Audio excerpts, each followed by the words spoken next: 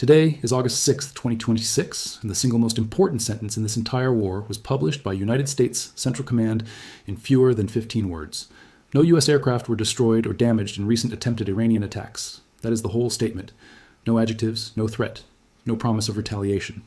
Just a flat correction of the record, issued on July the 30th, hours after the Islamic Revolutionary Guard Corps told the world it had killed 6 of America's 5th-generation fighters in a single morning. 6 F-35s. 3 destroyed outright. 3 heavily damaged. American officers and maintenance technicians dead on the ramp. That was the claim, published through Tasnim, amplified across Iranian state television, wrapped in a public letter addressed directly to the people of Jordan. And within hours, the aircraft that were supposedly burning wreckage were flying again. But let's back all the way up, because to understand what just happened, you need to understand what has been building since the end of February.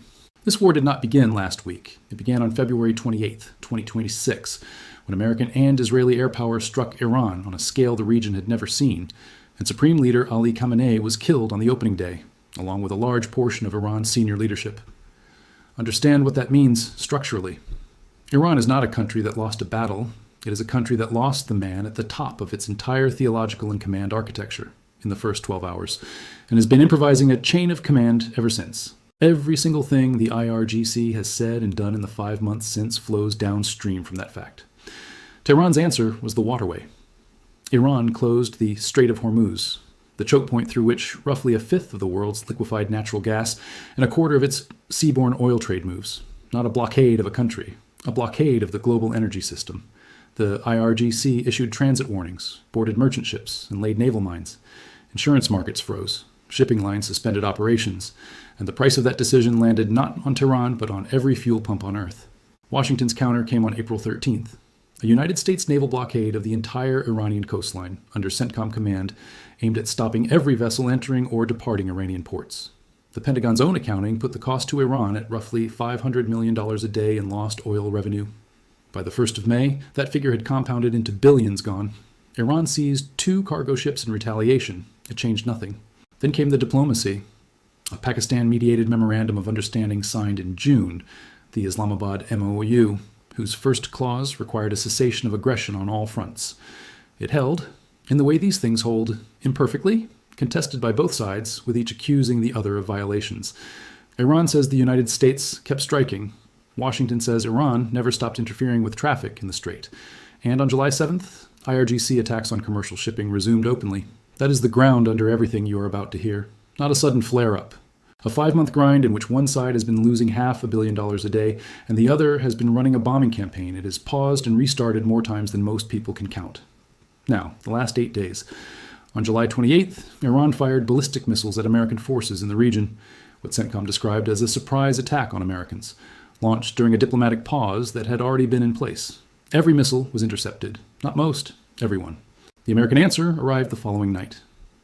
At 10 p.m. Eastern on July 29th, CENTCOM completed what it called a heavy wave of strikes against Iran. For more than 2 hours, American assets hit dozens of IRGC targets. Military command centers, missile and drone production facilities, coastal surveillance and air defense sites, and maritime capabilities.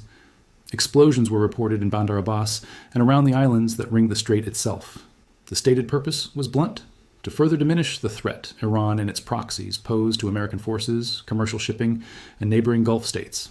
The same day, Treasury announced fresh sanctions targeting Iran's Hormuz extortion network and its shadow fleet. American and Saudi aircraft struck Iran-aligned militia logistics sites in eastern Iraq, killing at least 20 fighters and 6 Iranian advisors, after more than 30 militia-directed drone attacks in 72 hours. 3 separate instruments, kinetic, financial, and proxy-facing, on the same calendar day. Iranian media reported civilian casualties from the American wave, including a strike on residential structures on Keshem Island that Iranian outlets said killed a father, a mother, and a 2-year-old child. And here is where the story changes completely, because that Keshem strike is the hinge the entire F-35 claim swings on, and it is the part the loudest coverage keeps leaving out. Early on the morning of July the 30th, ballistic missiles came out of Iran toward Jordan. The Jordan Armed Forces stated that air defenses detected and destroyed 5 incoming missiles targeting the kingdom's territory, with 0 casualties.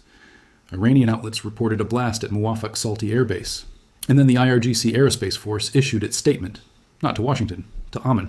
The The statement was addressed to the honorable and discerning people of Jordan. It thanked Jordanians for their support. It said the operation was intended to help liberate Jordan from American occupation. It claimed 3 F-35s completely destroyed and 3 more heavily damaged, along with dead American officers and maintenance personnel. And it framed all of it as retribution for Keshem. Read that again. Read it carefully. The IRGC did not aim that press release at the Pentagon. It aimed it at a foreign civilian population. In the week that a New York Times report featured an open letter from hundreds of Jordanian politicians, lawyers, academics, and retired officers calling for the removal of American troops from their country. That is not a battle damage assessment. That is an information operation timed to a domestic political fracture inside an American partner state. And the fighter jets were the payload, which is precisely why the American response was a video and not a threat. CENTCOM's denial was one sentence. No U.S. aircraft destroyed or damaged. Every missile and drone either intercepted or failed to reach its target. And then the imagery. An F-35 on the deck, armed, launching. The whole point of putting that out is that it cannot be argued with. Iran's claim required you to believe an unverified statement from a state broadcaster. The counterclaim required you to watch an airplane leave. Now let's talk about the machine at the center of this, because the choice of the F-35 as the trophy in that press release was not random, and understanding why tells you exactly what Iran is most afraid of. The F-35 that would have been sitting at Muwaffaq Salti is the F-35A, the Air Force conventional takeoff variant. The one on the carrier deck is the F-35C, with the larger wing and the tailhook. Different jets, same core system, and that distinction matters, because it means the platform Iran claimed to have killed exists across land bases and carrier decks simultaneously in the same theater. There is no single ramp you can hit to take it off the board. The aircraft's actual value in this specific fight is not dogfighting. It is the sensor and electronic warfare package. The AN/ASQ-239 electronic warfare suite gives the jet radar warning, geolocation of emitters, and countermeasures against surface-to-air systems, which is to say, it does not merely survive an integrated air defense network, it maps it while flying through it. The Distributed Aperture System gives the pilot spherical infrared coverage. The helmet-mounted display puts that picture directly onto the visor, meaning the pilot can look down through the floor of the aircraft. The electro-optical targeting system handles precision designation.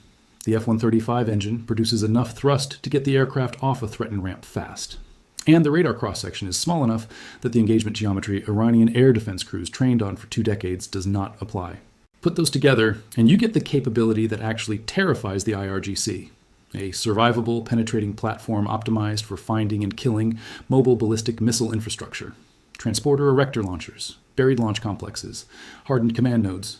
The precise category of target that Iran's entire deterrent theory depends on keeping hidden. And it does not hunt alone. Ballistic missile launches are detected from orbit. Infrared signature, boost phase within seconds. And that cue is fused into the theater picture that regional air and missile defense runs on. The Patriot and THAAD batteries that Jordan and CENTCOM operate do not wait to find the missile on radar. They are already looking where the launch told them to look. That is why the July 28th barrage was intercepted in its entirety. That is why 5 missiles died over Jordan on the 30th. It is not luck. It is an architecture. The Iranian systems on the other end of it are not trivial. Assessments of recent attacks on Muwaffaq Salti indicate the use of Emad and Khaybar-Shikan class ballistic missiles, modern, solid, and liquid-fueled, with maneuvering re-entry vehicles and meaningful accuracy. Against an undefended target, they are devastating. Against a layered defense with space-based launch warning, they are expensive one-way messages. And here is the operational detail that quietly demolishes the entire F-35 claim on its own merits. The transcript version of this story asks why the jets would be parked on the ramp during a launch warning. The answer is that they would not be. From the moment a launch is detected, the base is on a clock. Minutes, not hours. And the standing procedure is dispersal, hardened shelters, and getting airframes airborne. Muwaffaq Salti is not a forward strip. It is a mature base with hardened aircraft shelters that has hosted coalition air operations for years. The IRGC statement specified a deployment ramp and a maintenance hangar, which is a claim that 6 of the most closely tracked aircraft in the world sat stationary and grouped through a ballistic missile warning. It is not impossible. It is simply not how the system works. Now the numbers, because this is where the abstraction ends. As of August 3rd, CENTCOM reports that since resuming the blockade, it has redirected 44 commercial vessels, disabled 2, and boarded 2. Over the preceding 3 months, American forces state they have assisted more than 1,000 vessels in transiting the strait. The Joint Maritime Information Center recorded 731 transits between the signing of the June memorandum and July 29th. Before this war began, roughly 138 vessels moved through that waterway every single day. Sit with that arithmetic. 138 per day, pre-war, 731 across a span of weeks. The world's most important energy corridor is running at a fraction of function, and it has been for 5 months. $500 million a day. That is the American estimate of Iranian revenue loss under blockade, compounded from mid-April, then paused, then resumed, and now running again. Jordan, 5 missiles intercepted, 0 casualties. Kuwait, 1 worker killed at a Chinese company building in the north on July 30th. Drones destroyed over the north and over Bubiyan Island on August 1st, damaging a government facility and civilian vehicles. Iraq, at least 20 militia fighters and 6 Iranian advisors killed in the American-Saudi strikes. Iranian missile and drone attacks, intercepted or failed, according to CENTCOM, without exception in the recent series. That brings us to the proposal that everything is actually about, because the F-35 story and the Hormuz negotiation are not 2 stories. They are the same story told at 2 different volumes. Oman put a plan on the table. It was modeled, deliberately, on the Strait of Malacca, where Indonesia, Malaysia, and Singapore ask transiting ships for voluntary contributions toward navigation aids, environmental protection, and search and rescue. Under the Omani version, the transit route through Hormuz would be split evenly, 50% in Iranian territorial waters, 50% in Omani. Ships would enter through Iranian waters and exit through Omani waters. Voluntary fees, shared. Gulf states backed it. Iran rejected it. Deputy Foreign Minister Kazem Garibabadi went on state television and said the Omani plan did not sufficiently address Iran's security concerns.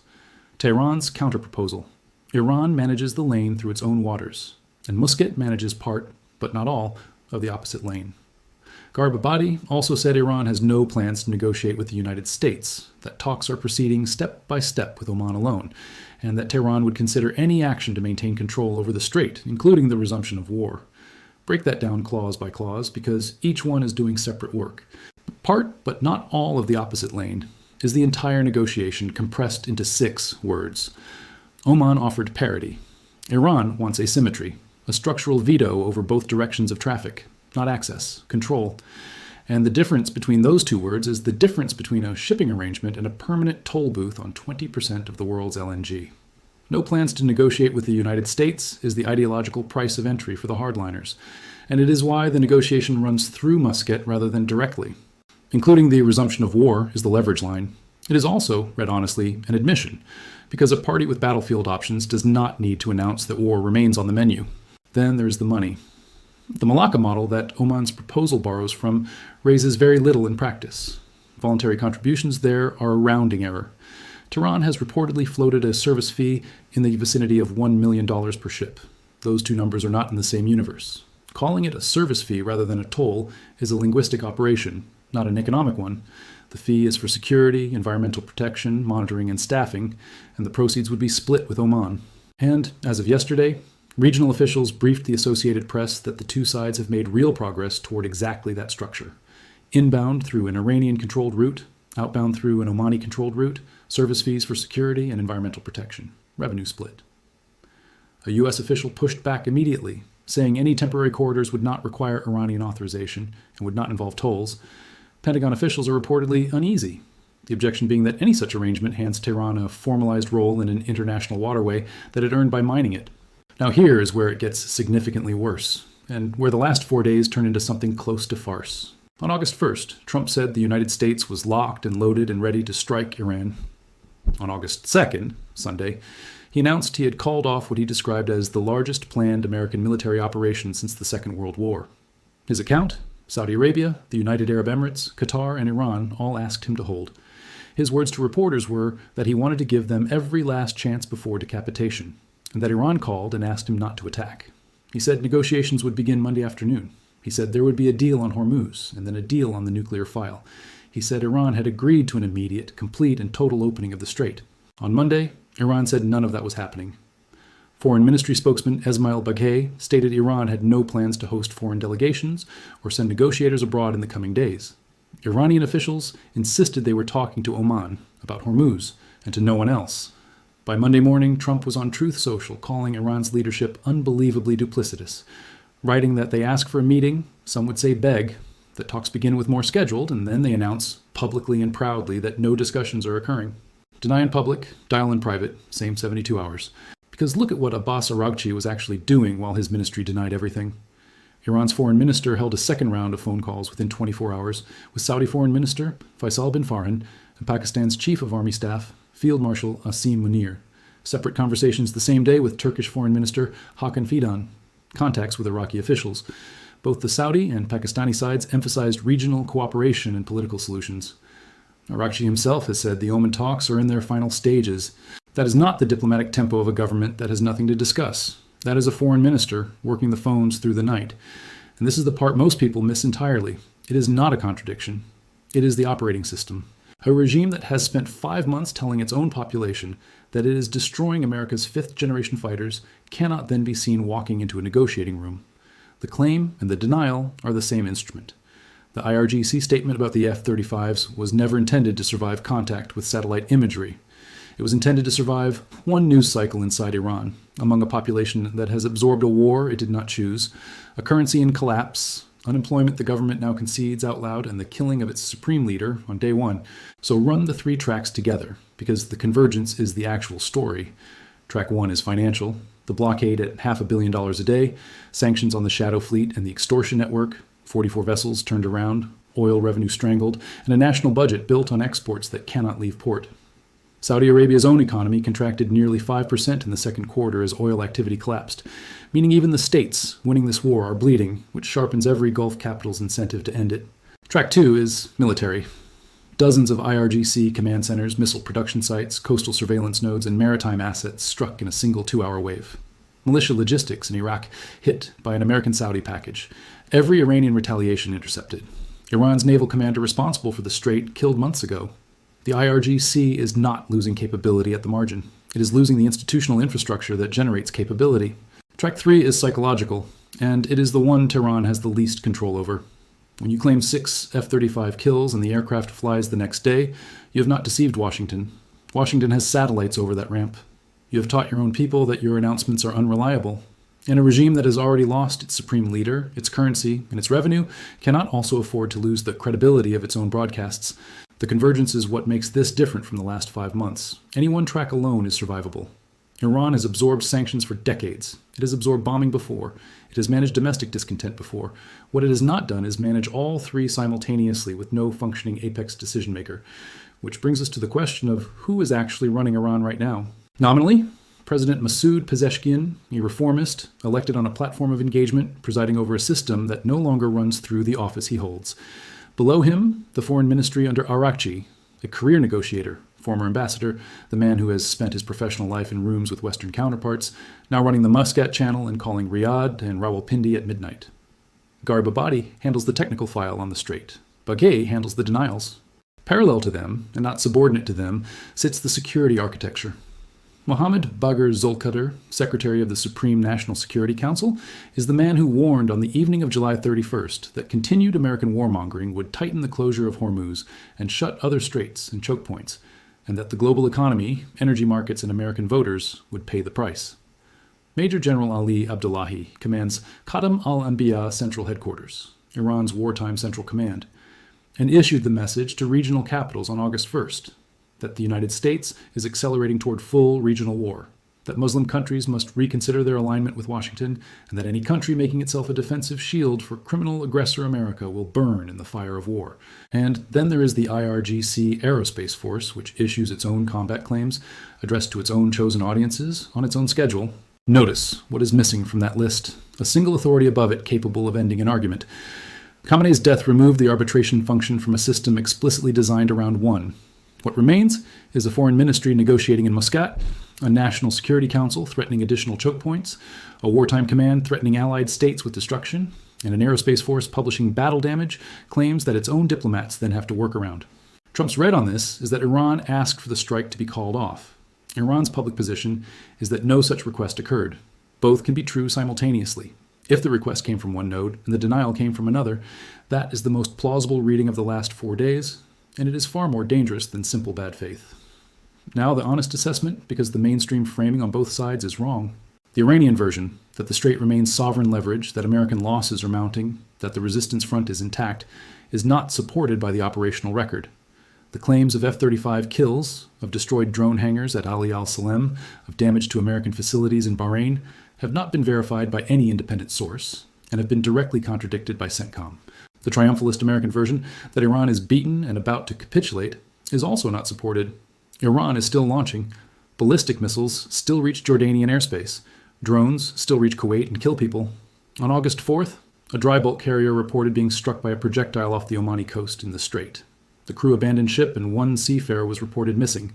That happened while both governments were describing an imminent deal, and the Houthis, since July the 20th, have opened a second maritime front against Saudi Arabia's Red Sea ports and threatened Bab el-Mandeb. Zulqadar's threat to close other choke points is not rhetorical. There is already a mechanism in place. What the evidence actually supports is narrower and more useful. Iran has lost the ability to impose costs at a level that changes American behavior, but retains the ability to impose costs at a level that terrifies insurers, kills third country nationals, and keeps Gulf capitals desperate for a settlement. That is not a winning position.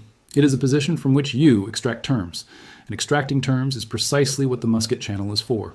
The wider board reinforces the read. On the night of August 2nd, Ukraine's general staff confirmed strikes on the Engels Air Base in Saratov Oblast, home to the Tu-95 MS and Tu-160 strategic bombers that launch cruise missiles at Ukrainian cities, and on the Saratov oil refinery roughly 17 kilometers away, with fires confirmed at both. Russian air defenses claimed interceptions across 16 regions in one of the largest such nights of the war. By late July, long-range Ukrainian strikes had reportedly disrupted well over 30% of Russia's operating refining capacity. And on July 29th, in the Pacific, the Japanese destroyer J.S. Chokai fired a Tomahawk cruise missile for the first time in Japanese history, with American naval support, Japanese crew executing the launch.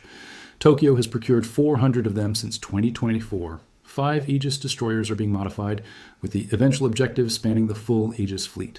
3 theaters, 1 pattern. Refineries, bomber bases, and command nodes are now the currency of coercion, and the countries that spent decades declining to hold those weapons are acquiring them. That is the environment in which Tehran is deciding whether to sign. Which brings us to the thing that keeps serious analysts awake, and it is not the F-35 claim. It is interceptor inventory. According to reporting on private counsel given inside the administration, the chairman of the Joint Chiefs cautioned that dwindling stocks of air defense interceptors could constrain America's ability to protect its own forces and regional partners if this conflict widens. The CENTCOM commander separately recommended winding down the strike campaign around Hormuz on the assessment that it had reached the limit of its usefulness. Understand what those two judgments mean together. The reason every Iranian missile has been intercepted is not that Iranian missiles are bad. It is that the defensive architecture has been extraordinarily well supplied and extraordinarily well cued. Interceptors are finite, expensive, and slow to replace. Ballistic missiles are cheaper to build than the things that stop them. Every perfect intercept record in military history has ended the same way. Not because the shield failed, but because the magazine emptied. Layer that against a fragmented Iranian command in which the Aerospace Force publishes, claims the Foreign Ministry has to negotiate around, and a National Security Council threatening additional choke points, while the Deputy Foreign Minister finalizes lane assignments in Muscat. The risk is not that someone decides to escalate. The risk is that no one decides anything, and a launch order issued by one node arrives at exactly the moment the defensive magazine is thinnest, and the response it triggers is the one that cannot be called back at 10 p.m. on a Sunday. There is no arbiter left in Tehran to stop that sequence. That is what February 28th actually cost. So return to where this started. An announcement addressed to the people of Jordan claiming 6 American 5th-generation fighters destroyed. A one-sentence denial, a video of an aircraft leaving a deck. The claim has now been contradicted by CENTCOM, unverified by every independent source, and quietly abandoned in the Iranian information stream, which has moved on to the strait. But it has not been retracted. It sits there, unwithdrawn, in the archive of a government that is simultaneously telling its citizens it is winning and telling Muscat what fee it wants per ship. Ships are entering the strait today under an arrangement neither side will describe the same way. American forces are still redirecting vessels. A dry bulk carrier is drifting off Oman with a crew that abandoned it and 1 man unaccounted for. Talks are either underway or non-existent, depending on which capital you ask.